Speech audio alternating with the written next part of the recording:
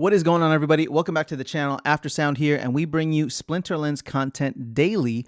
We also stream over on Twitch at This Is After Sound, so come by, say hello. We do giveaways every stream, and we actually do streams here as well on Tuesdays, Thursdays, and Sunday mornings. So come by or catch the replay.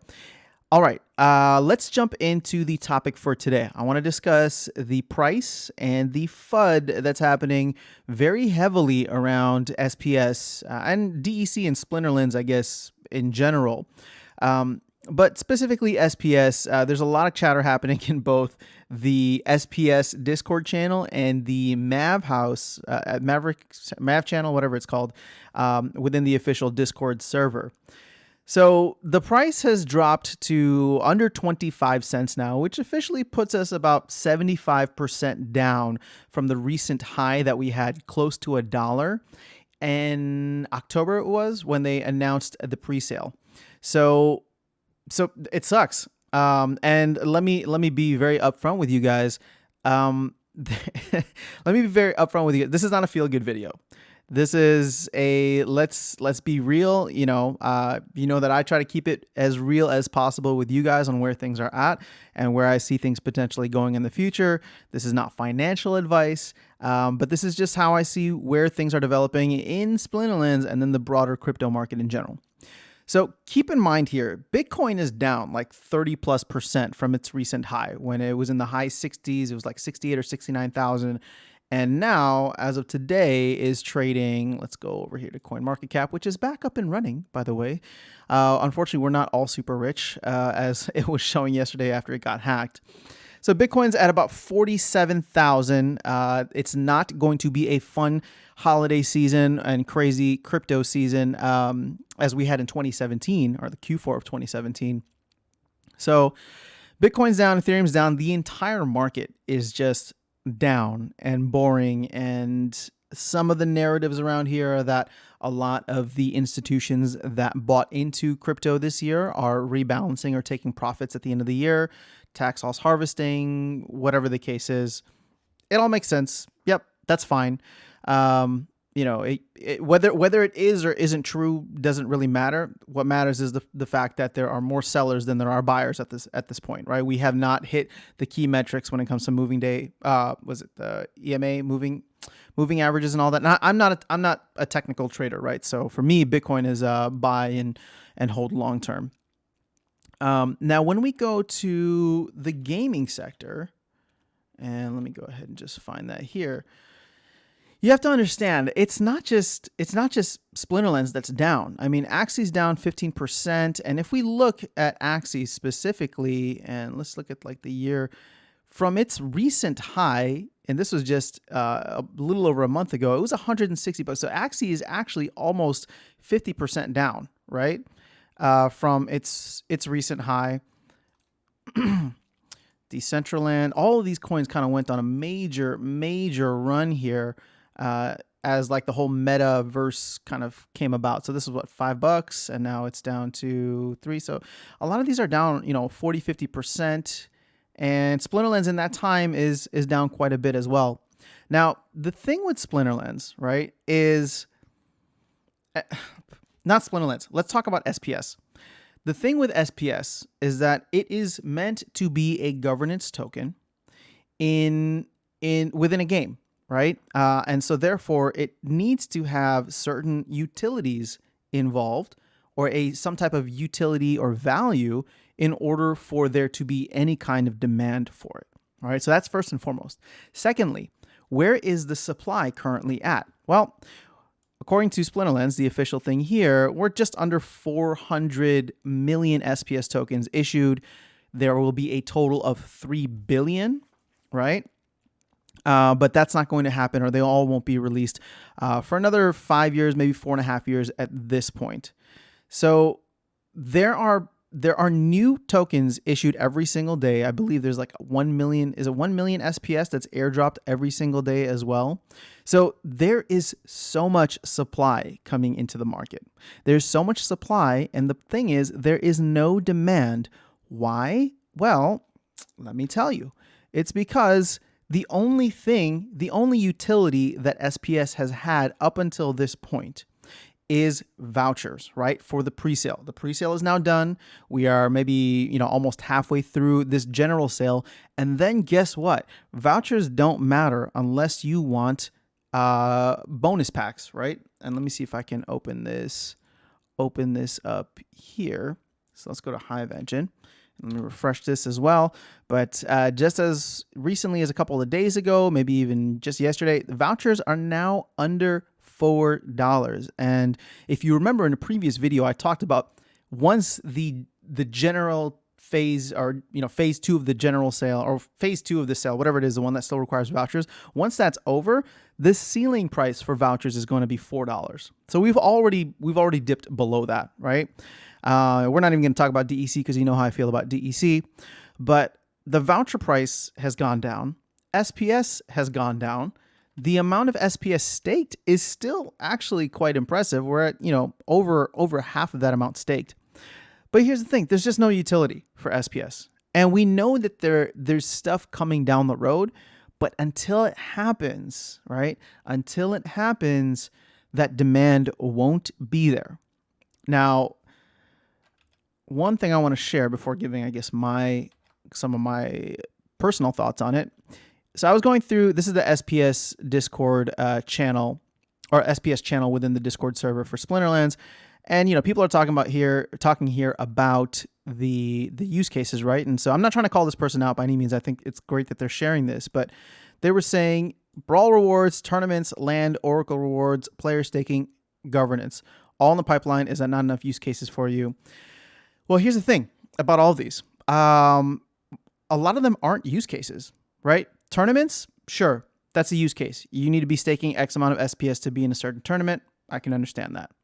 Brawl rewards, though, if you're getting SPS as a reward, right, from either from ranked battles or brawls, then there's that's more sell pressure because people are winning that, right? In the same way that once ranked battle rewards are out, a lot of people who play this game and rely on it for income are going to be taking that SPS that they win from a game and immediately turning around and selling it to whatever their local currency is so they can go buy some food for dinner, right? That's a reality. That's a reality for many players around the world. And this game has changed the lives of many people around the world, but it doesn't change the fact that there will still be a ton of sell pressure on SPS because of that, right?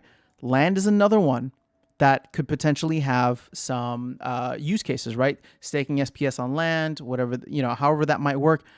But I'd say we're at least 3 months away from that. They're going to start focusing on developing more land, or not developing more land. Let me clarify. They're going to start focusing more on the development of land come next year, right? Once Modern Format is out. Modern Format is not out. They have already pushed back Modern Format. It's supposed to be in December. Then it got pushed to maybe January. Now they're even talking about February or just saying Q1 in general, right? Player staking. I mean, this could be interesting. I don't know. I don't really know the details behind it, but unless you're staking on a player that is awesome and is going to get you a higher reward than the 40+% that you could be staking just to get the in-game rewards, right? 42%. I don't really know how that works. The only thing that has kind of a relative date right now is governance. And governance is still, they're trying to get it in by the end of the year. I would assume probably early next year. And here's the thing, governance isn't sexy. It's just what it is.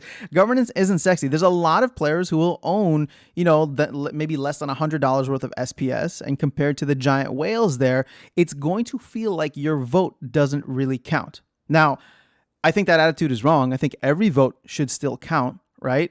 And if you own SPS, you should be a participator in how the game is governed. For lack of better words, right? So if you own SPS and are staking SPS, then you should definitely be participating in that as part of the future of the game and feel like you can get something out of that as just, an investor in the game. But that's really the only one that we have that's coming down within the near future, right? So as it stands right now, governance is, we'll call it maybe a month away, maybe a couple of weeks, right? We'll call it maybe a couple of weeks away. Vouchers are here now, but their value has completely tanked, and that was expected, right? So this is not like some kind of FUD I'm trying to spread. This is like we expected the value to go down because there's no other use case for vouchers, and until we hear about more use cases, right? I don't expect I actually expect voucher prices to probably drop even more because there's just nothing for them, right? Let's say Chaos sells out on the first day. Let's say Chaos sells out in the first, couple of weeks. Even give it a month, right? From January to mid-February. If there are no announcements for vouchers up until that time in terms of what else vouchers can be used for, then what is the value of a voucher? Really, it's only the people who are really, really thinking long-term that are going to be either holding or scooping them up at very low prices. So that's just where it's at. Now, for me personally, I'm thinking very long term with this game. And I understand that it's tough for people to see their investment go down quite a bit. Mine has. It sucks. It's never a good feeling, right? What's fascinating to me about Splinterlands, though, and just I guess gaming in general, is the fact that it has the ability to buck the overall crypto trends. We saw it over the summer with Axie Infinity, when Bitcoin was in kind of its bearish mode post the May, euphoria. And then we actually saw it within Splinterlands when Bitcoin was doing another dip in September. It had like a 25% dip from the low 50s to the low 40s. We saw SPS rise from the low 20s all the way up to, the high that it got to near $1 in October. So it's hard to bank on, if you're a trader or even just like short to medium term holder, it's hard to bank on being one announcement away from a huge pump in the market. And I'm not one of those guys that says like SPS is going to moon soon. No, I think that there's actually going to be a lot of sell pressure on SPS until the end of the airdrop. And then even after that, there might be more sell pressure, right? There might be more sell pressure just depending on the fact that there will still be SPS distributed in certain ways over the next 5 years. Now, the last thing that I just want to call out too, and they were talking about it here, I believe we're not even halfway or maybe close to halfway through the investors, right? The early private investors who got into SPS at under 2 cents, right? So even now for them, and I believe 20 million gets released every month. Let's see if we can go here. Oh, perfect. So from the private sale, so this is unlocked over a 10-month period. There's 200 million, right? So I believe August, September, October, November, December. So we're 5 months in. So there's still going to be more over the next 7 months, 20 million SPS. There's still going to be quite a bit of airdrop of SPS airdrop. So again, this is all kind of just free tokens that are being given out to a significant amount of people who don't have any plans of holding them long term, or at least not all of them, right? So even here's the thing, even within the game, right? So I'm not guilty of this. The guilt is the wrong word to use. Like I do this as well. I take part of my SPS, right? Part of the SPS, both airdrop and the staking rewards, and I re-diversify within the game, right? I will sell that SPS either for DEC or for credits, whatever the case is, and then buy cards, right? I'm keeping the money within Splinterlands. I'm keeping all of the value that I have within Splinterlands, but it's being diversified out of SPS, which is creating more downward pressure, right? So even something like that, where I am still very bullish on the game and I'm still taking actions that show that I'm bullish on the game, right? By diversifying and buying cards and building out my deck and being a better player or a better investor or better, whatever overall, that's creating sell pressure on SPS. And why? Well, it's because SPS is being given out like candy right now. So if there is some kind of massive bull run that happens with Bitcoin, and I do expect that to happen, right? It's not happening in the way that everybody was expecting, that there would be this massive pump in Q4, which I'll admit is disappointing. I was hoping to see some crazy new highs in December and to see some blow off top, but I'm wondering now, everybody talks, I hate to bring it up here, but everybody talks about like the Supercycle, where I I think that I don't know that I subscribe to it, but I can buy the idea that Supercycle sounds very Moonboyish, but the idea when we're talking about Supercycle, the idea behind the fact that we're no longer going to see these massive run-ups, but every 6 months we'll see a new all-time high, and then we'll have like a 20, 30, 40% correction. And then 6 months later, we'll see a new all-time high as this asset class, right? And specifically Bitcoin as the lead asset within the class starts to mature as more and more big money come into it, right? And then kind of follow the quarterly corporate structures of, rediversifying assets and all that. Again, where does that matter within all of, or for SPS and I guess within all of gaming crypto? Well, the thing is Bitcoin at this time still drives so much of the market. Even though, here's the thing, right? Even though what I've just laid out for you is the fact that as of right now, we don't have a ton of other utility announced or we'll just call it like a deadline, right? Or not a deadline, like a date of when it's going to be released. If Bitcoin were to start shooting up to new all-time highs, SPS would still follow, as would the rest of these coins, right? Because excitement in the space in general would just come back. But that doesn't change the amount of utility that SPS has. SPS is still going to have the same amount of utility until, and this is very important, until the team actually implements something.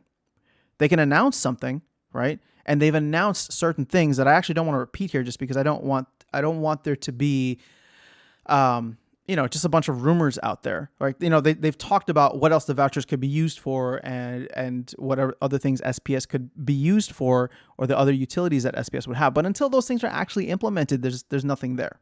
Now, as I said, this is not going to be a sugar-coated video, but to give you my personal opinion, am I selling anything? No, right? I believe in this game long-term. I believe in the team long-term. And I also am being understanding of the fact that it takes time to build something. It takes time to build something as awesome as Splinterlands is, and where they are trying to build Splinterlands overall, right? Like, the team is very ambitious. They got a huge cash injection, if you think about it, they got a huge cash injection from the sale of these packs. And again, Splinterlands has been around long enough that I don't see this as a rug pull or a pump and dump. I think that they have continued to show that they are rewarding those who invest heavily in the game. And as somebody who has invested heavily in the game, both with my money and my time, this is something that I don't mind riding out. I do believe that these utilities will come to SPS, to Vouchers in the future, but they're not here yet. And I think it's very important to understand that they're just not here yet, and we don't have a timeline. We really don't have a timeline on when they will be. So I can understand people selling. I can understand the price being where it's at. And until those things come through, I can understand the price, kind of staying at this level. I mean, it sucks. It sucks to see it at 23 cents. That hurts my heart, right? But for someone like me, or I'm sure for many other investors out there, they're looking at this as the dip of the dip of the dip of the dip, and they're just going to continue buying it. For me, I'm just taking my SPS that I'm earning from my airdrops and staking rewards and continuing to restake that, because it's tough to beat that kind of APR, right? At some point in the future, when I rebalance my portfolio, if SPS is low, which actually it is, and I know that it is already, but I'll probably end up buying more SPS, because again, it's just become a part of my overall portfolio when approaching this as an investment. Others that like to trade it, I understand. People who tried to buy in at 40 cents thinking that, they were buying the dip, then buying at 30 cents, they were buying the dip. Now it's at 23 cents and everybody's a little nervous, saying like, well, is this the bottom? Well, I don't know. Can it go lower? Absolutely.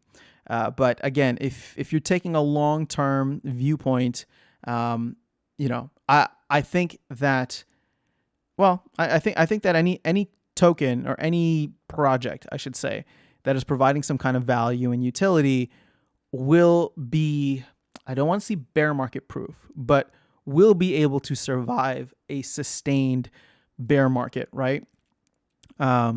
So yeah, that's actually all I have for you guys in this video. Hopefully you found some value out of it. Just trying to share my thoughts on where the price has gone, a lot of the FUD that's happening around, in just the broader crypto market in general. But this is where it's at. A lot of the tokens are down quite a bit, and if you look at this and you say that, well, I wanted to buy the dip, and I did buy the dip, but that was 20 cents ago. I understand. It sucks, right? Like I haven't bought any SPS recently. I'm considering it now, but again, it's more so how does it play into my broader strategy? And I'm trying to be as disciplined of an investor as I can be, because now it's just like, oh shoot, because SPS is so far down, I need to pour a lot more money into it, right? And now I need to sell assets that are winning for me right now, which hurts, right? Because it's just like, I'm human, and the FUD gets to me too. And it's just like, well, I love this game, but just because I love this game and a bunch of other people love this game doesn't mean that, doesn't mean that it's going to succeed in the short term. And again, I'm not trying to spread any FUD, just trying to be realistic with you guys. I'm not selling any of my assets, and I'm going to continue playing the game because it is one of the investments that I have that I can earn more of by putting my time into, and I love that. But, this is kind of just where we are at this point. I don't want to put any kind of moon boy targets or timeframes out there. If you are focused on this as a long-term investment, I think you will be rewarded handsomely. I think that the cards that are on sale right now within the game, due to Chaos Legion coming out and the sell pressure from people opening packs, I think it's a great time to build the deck. And again, as they say with NFTs, and we can probably broaden this out to crypto gaming or NFT gaming specifically, it's like only buy stuff that has value to you, right? So if you're planning to play this, if you enjoy playing the game, then buy the cards that make sense. Build out the deck that you want to be playing with, and then play. Enter the tournaments, enter ranked battles, end of season, daily quests, and approach it that way. So, all right, I feel like this was such a downer video, but I'm going to go ahead and end it here. Hopefully this didn't scare people off, and just, like I said, was giving you my perspective on it. I'm not selling, I'm hodling, and, I believe in this long term, but these waves are going to come within crypto overall, the broader crypto market overall.